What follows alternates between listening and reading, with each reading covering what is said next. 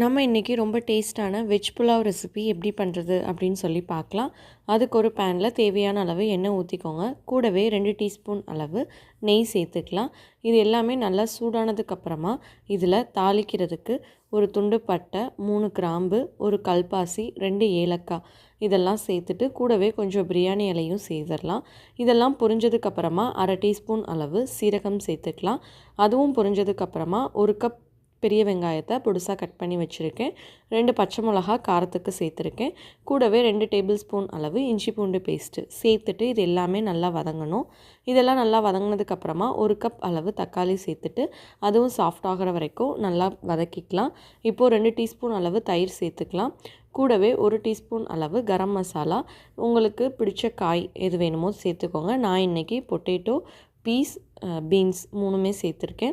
சேர்த்துட்டு இது எல்லாத்தையும் நல்லா வதக்கி விட்டுறலாம். நான் இன்றைக்கி 2 கப் அளவு பாஸ்மதி ரைஸை ஊற வச்சுருக்கேன். ஸோ 2 கப்புக்கு 4 கப் அளவு தண்ணி சேர்த்துக்கிறேன். கூடவே கொஞ்சமாக கொத்தமல்லி இலையும் புதினாவும் சேர்த்துட்டு தேவையான அளவு உப்பு சேர்த்துட்டு தண்ணியை கொதிக்க விடலாம்.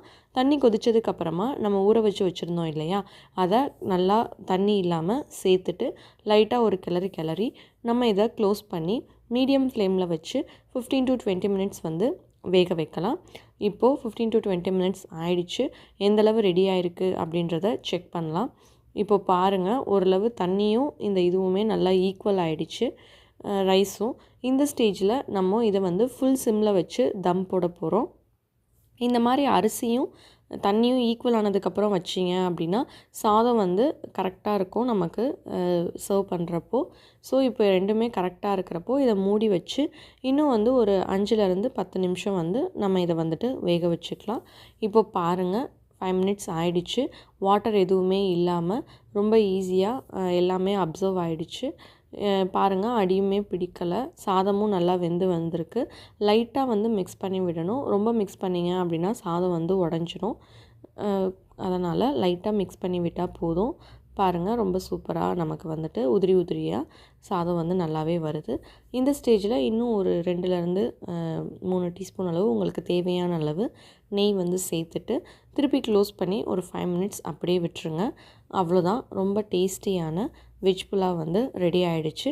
5 மினிட்ஸ்க்கு அப்புறம் இதை நீங்கள் சர்வ் பண்ணிங்க அப்படின்னா அந்த நெய் வாசம் எல்லாமே நல்லா ஈவனாக ஸ்ப்ரெட் ஆகி ரொம்ப டேஸ்ட்டாக இருக்கும்.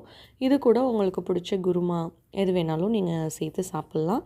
இதே மாதிரி நீங்களும் செஞ்சு பார்த்துட்டு வெஜ் புலாவ் எப்படி இருந்தது அப்படின்றத மறக்காமல் கமெண்ட் பண்ணுங்கள். இந்த வீடியோ உங்களுக்கு பிடிச்சிருந்தது அப்படின்னா கீர்த்திஸ் கிச்சனுக்கு சப்ஸ்கிரைப் பண்ணுங்கள். தேங்க்ஸ் ஃபார் வாட்சிங்.